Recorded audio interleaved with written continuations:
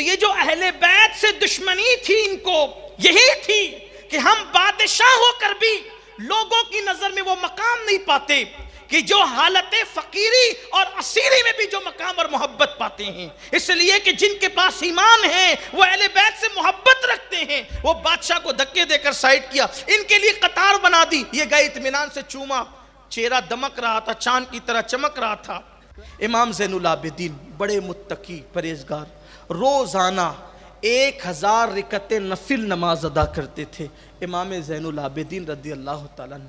اور بڑا دکھ سہا, آگے آنے والا ہے, بڑا دکھ سہا. کربلا میں بہت دکھ اٹھایا, بیمار تھے, کربلا شریف میں بیمار تھے, پورے قافلے کے ساتھ گئے بھی, واپس لوٹے بھی, بڑی تکلیف اٹھائی, بڑی اذیت اٹھائی.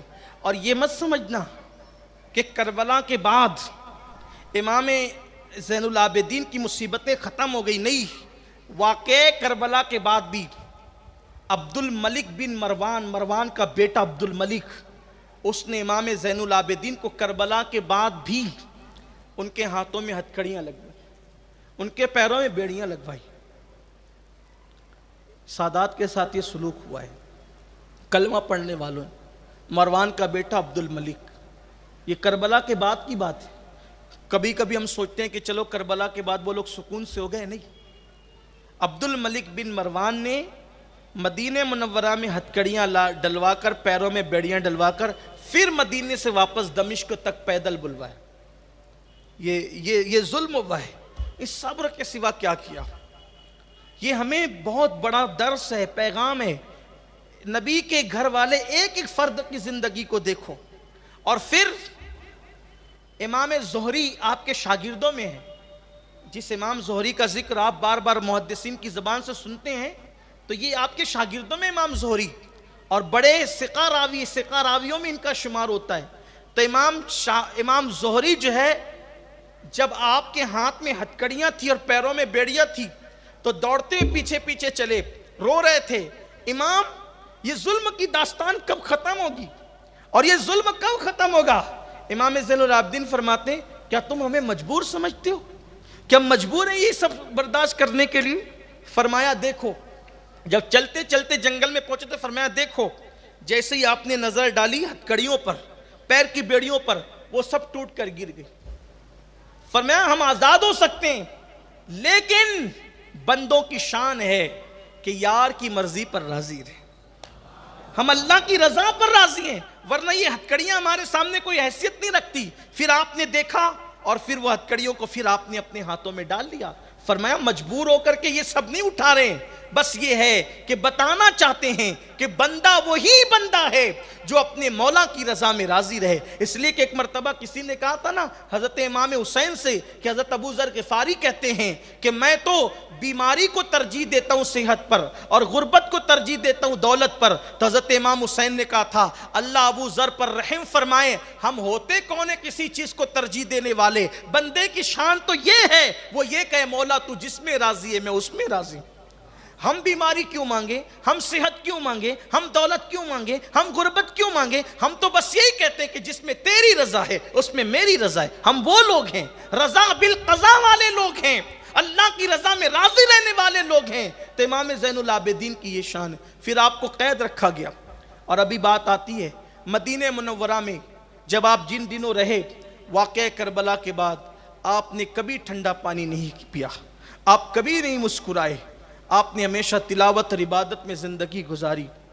آپ کا حال یہ تھا کہ مدینہ منورہ کے غریبوں کو, مسکینوں کو جب پتہ چلتا یہ غریب ہے, یہ مسکین ہے, تو اپنی پیٹھ پر سامان رکھ کر لے جاتے, لاد کر, اور چپکے سے ان کے آنگن میں ڈال دیتے اور چٹھی رکھ دیتے یہ تمہارے لیے حلال ہے اور یہ تمہاری ضرورت کے لیے ہے. پھر وہ لوگ پریشان رہتے مدینہ شریف کے, کون ہمارے آنگن میں یہ سامان رکھ جاتا ہے, کون ہمارے آنگن میں یہ چیزیں رکھ جاتا ہے. تو جب امام زین العابدین کی شہادت ہوئی تو اس وقت جب آپ کو غسل دینے کے لیے کپڑے ہٹائے گئے تو دیکھا کہ آپ کی پیٹھ پر بوریوں کے نشان تھے, سامان رکھنے کا نشان تھا. لوگوں نے کہا رے شہزادہ رسول یہ کام تو نہیں کرتے تھے, پھر یہ نشان کیسے؟ تب گھر والوں نے کہا اے مدینے والو جو تمہارا پراسرار خادم تھا آج اس کا راز فاش ہو گیا کہ جو تمہارے گھروں کے آنگن میں اناج کی بوریاں رکھ کر ضروریات کی بوریاں رکھ کر جاتا تھا وہ کوئی اور نہیں تھا، یہی زین العابدین تھے۔ اور اللہ نے کیا شان دی تھی، بڑے خوبصورت تھے۔ یہ بھی مولا علی کے ہم شبیہ تھے، رنگ گورا سرخ، اور آپ کا حال یہ تھا قد بہت اونچا نہیں تھا اور بڑے نحیف تھے، بڑے لاگر تھے۔ ظاہر سی بات ہے کہ کربلا کا صدمہ دیکھا تھا آنکھوں سے، بڑے لاگر تھے، کبھی صحت نہیں ہوئی آپ کی، ہمیشہ سے آپ جو ہے وہ نحیف الجسم دبلے پتلے ہی رہے، تو اور ہر سال حج کے لیے جاتے تھے۔ ایک مرتبہ امام علی مقام کی شہادت کے بعد ایک اختلاف ہو گیا خاندان میں۔ حضرت محمد بن حنفیہ کہتے تھے کیونکہ حسین میرے بھائی تھے اور اب بھائی کے بعد امامت کا حق میرا ہے، اس لیے امام خاندان میں جو ہے وہ میں رہوں گا۔ امام زین العابدین نے فرمایا کہ میرے والد نے جانشین مجھے بنایا تو اس لیے امام میں ہوں۔ اب یہ بات تھوڑی سی بڑی چچا بھتیجوں میں، تو کہا کہ کسی سے فیصلہ کروا لیتے، کوئی فیصلہ کر دے۔ تو امام زین العابدین سے حضرت محمد بن حنفیہ نے کہا کہ کون فیصلہ کرے گا، فیصلہ کون کرے گا ہمارا؟ تو امام زین العابدین نے کہا حسن اتفاق سے ہم مکے میں موجود ہیں اور ہم فیصلہ کروائیں گے حجر اسود سے۔ اگر آپ کے کہنے پر حجر اسود بول پڑے تو امام آپ ہوں گے، اور میرے کہنے پہ حجر اسود بول پڑے تو پھر امام میں ہوں۔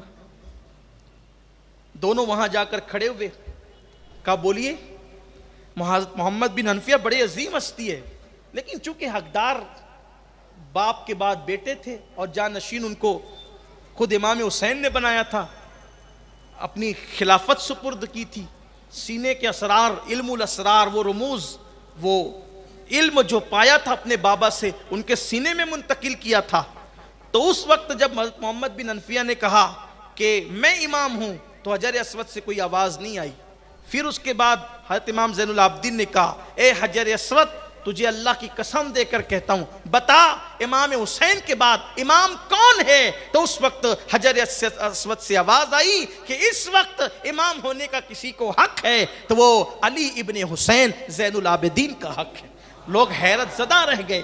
حضرت امام زین العابدین اور عبد الملک بن مروان حج کو آیا ہوا تھا اور وہ حجر اسود کو چومنا چاہتا تھا، لیکن حجر اسود کو جب وہ چومنا چاہتا تھا تو لوگ اتنی بھیڑ تھی کہ لوگوں نے دھکے دے کے بھگا دیا، اس لیے کہ وہ اللہ کا گھر تھا، وہاں کون بادشاہ اور کون تاجدار اور کون غریب اور کون امیر وہاں کسی کی نہیں چلتی تھی۔ لیکن جب وہ دھکے کھا کر کے بیٹھ گیا کنارے کی طرف، مطاف کی طرف، تو کیا دیکھا؟ ایک خوبصورت خوبرو نوجوان آئے، ان کو پبلک نے دیکھا اور لوگوں نے دیکھا، اور دیکھنے کے بعد لوگ دو قطار میں تقسیم ہو گئے اور حجر اسود کے پاس سے ہٹ گئے۔ وہ گئے اطمینان سے حجر اسود کو چوما، اور تھوڑی دیر پہلے اس کو دھکے دے کر کے بھیڑ نے سائڈ کر دیا تھا، جبکہ وہ بادشاہ تھا اور ادھر ان کے لیے قطار لگی تھی۔ تو یہ جو اہل بیت سے دشمنی تھی ان کو یہی تھی کہ ہم بادشاہ ہو کر بھی لوگوں کی نظر میں وہ مقام نہیں پاتے کہ جو حالت فقیری اور اسیری میں بھی جو مقام اور محبت پاتے ہیں، اس لیے کہ جن کے پاس ایمان ہے وہ اہل بیت سے محبت رکھتے ہیں۔ وہ بادشاہ کو دھکے دے کر سائڈ کیا، ان کے لیے قطار بنا دی، یہ گئے اطمینان سے چوما، چہرہ دمک رہا تھا، چاند کی طرح چمک رہا تھا۔ تو اس نے جانتا تو تھا، پہچانتا تو تھا عذرائے تکبر کا کون ہے یہ جوان جو کعبے میں اس کی اتنی کر و فر ہے۔ تو وہیں پر قریب میں ایک شاعر عرب کے بہت بڑے فرز دق وہاں موجود تھے، انہوں نے کہا بادشاہ اگر جان کی امان پاؤں تو بتاؤں یہ کون ہے، اگر جان کی امان دے دے تو بتا دیں گے۔ حالانکہ اس کو معلوم تھا، اس لیے کہ جانتے پھر بھی پہچانتے نہیں، جانتے پھر بھی مانتے نہیں ہیں۔ اور نبی کو جاننے کا نام ایمان نہیں ہے، نبی کو ماننے کا نام ایمان ہے۔ جانتا تو ابو لہب بھی تھا، جانتا تو ابو جہل بھی تھا، جانتا تو عتبہ بھی تھا،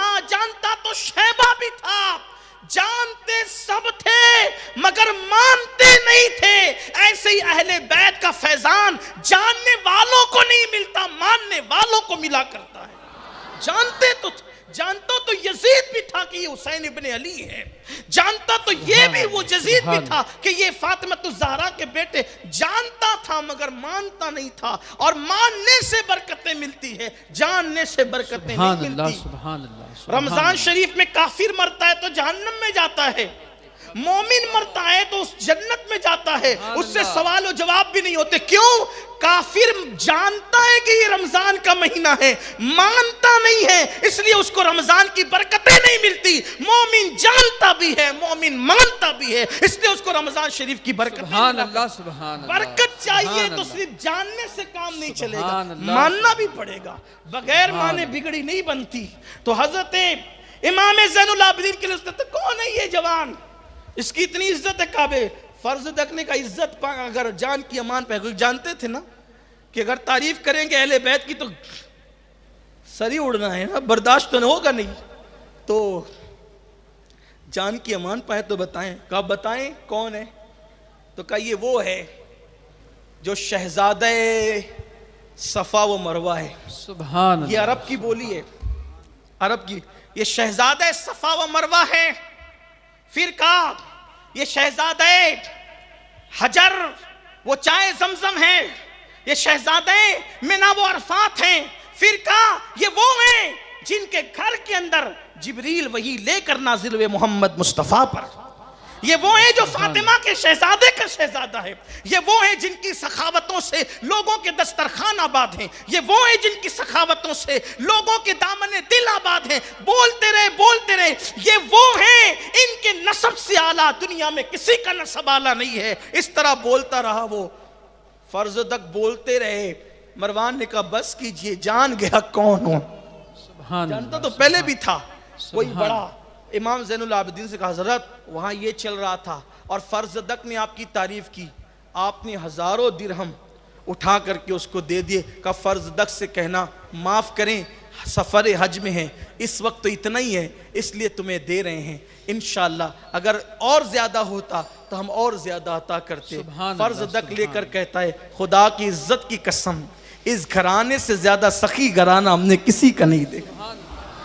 حضرت امام زین العابدین کے پاس اتنا علم تھا کہ حضرت امام محمد باقر کہتے ہیں ان کے دور میں ان سے بڑا علم والا میری نظروں نے نہیں دیکھا، ان سے بڑا متقی میری نظروں نے کسی کو نہیں دیکھا۔ اچھا یہ عبد الملک بن مروان جس نے ہتکڑیاں لگا کر ملک شام تک دوبارہ چلوایا تھا، ایک دن یزید اس کے باپ مروان پہ ناراض ہو گیا۔ دیکھو اہل بیت کی شان دیکھو، یزید اس کے باپ مروان پہ ناراض ہو گیا اور مروان کی جان پہ بند آئی۔ تو مروان آیا اور امام زین العابدین سے کہا کہ بہت قصوروار ہوں آپ کے خاندان کا، لیکن حکومت ناراض ہو گئی ہے، جان بچے گی تو آپ کی امان سے بچے گی، اگر آپ امان دے دے کچھ دن کے لیے۔ امام زین العابدین نے اپنا گھر دیا، اس کو اخراجات دیے اور اس کے پورے گھر والوں کی نگہبانی کرتے رہے۔ یہ ہے اہل بیت کا اخلاق، ان کا کردار۔ مروان کے ساتھ یہ سلوک کیا۔ بلکہ اور بھی مورخوں نے لکھا ہے کہ واقعہ کربلا کے بعد شمر یا ابن زیاد دونوں میں سے کوئی آیا مدینہ منورہ تو اہل مدینہ نے اپنے دروازے بند کر لیے ان کو دیکھ کر کہ ان بدبختوں نے اہل بیت کے ساتھ جو سلوک کیا ہے، تو اس لیے ان کے لیے دروازے بند ہونا چاہیے۔ کسی نے پانی تک کو نہیں پوچھا۔ امام زین العابدین کو پتہ چلا تو اپنا بند دروازہ کھول دیا اور اس کو بلا کر کے کھانا بھی دیا اور پانی بھی دیا۔ لوگوں نے کہا ہم نے آپ کی خاندان کی محبت میں دروازے بند کیے تھے اور آپ نے دروازہ کھول دیا۔ فرمایا یہ ہم آل محمد کا یہی انداز ہے، جو ان کا کام تھا وہ انہوں نے کیا، جو ہمارا کام ہے وہ ہم کر رہے ہیں۔ یہ ہے کربلا، یہ کربلا کی داستان ہے۔ بالآخر حضرت امام زین العابدین کو 18 محرم الحرام کو امام زین العابدین کو جب عبد الملک ابن مروان نے دیکھا کہ ان کی مقبولیت ہے، ان کی عزت ہے، لوگوں کو متنفر کیا جاتا ہے، مارا جاتا ہے، پیٹا جاتا ہے، ان کو بار بار جو ہے وہ ستایا جاتا ہے، سب کچھ کیا جاتا ہے، لیکن پھر بھی ان کی مقبولیت کم نہیں ہوتی، تو اس نے سوچا کہ اگر یہ کھڑے ہو گئے نا یہ کہہ کر کہ خلیفہ میں ہوں کیونکہ میرا بابا شہید ہوا اور میرے تایا نے جو ہے وہ حکومت کی انجام حکومت کے معاملات سونپے تھے، بعد میں حقدار ہم ہیں، تو ہماری حکومت کو پھر سے خطرہ ہوگا، تو عبد الملک ابن مروان نے ان کو زہر دلوا دیا، اور زہر کے ساتھ ہی حضرت امام زین العابدین 56 یا 57 سال کی عمر میں اس دنیا سے آپ نے جام شہادت نوش فرمایا۔